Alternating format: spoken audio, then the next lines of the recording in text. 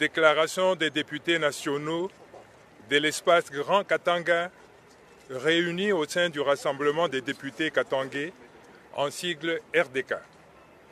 Nous, députés nationaux et représentants légitimes du peuple congolais en général, et plus particulièrement des populations vivant dans les 4 provinces issues du démembrement de l'ancienne province du Katanga, à savoir les provinces du Haut-Katanga, du Haut-Lomami, du Lualaba et du Tanganyika, suivons avec la plus grande attention et inquiétude l'effervescence et les agitations que suscitent les déclarations d'un compatriote sur ce qu'il appelle la congolité.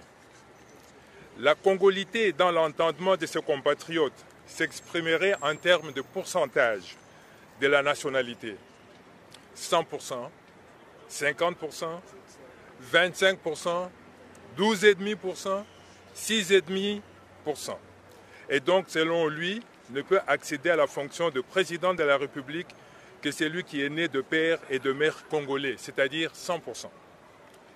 Idée surannée, stupide et rétrograde, car entraînant l'exclusion d'une partie de nos compatriotes congolais d'origine.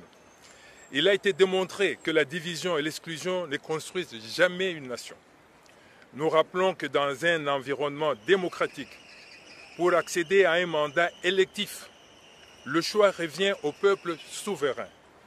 Le peuple congolais est mature après 60 ans d'indépendance et est libre de se choisir ses dirigeants.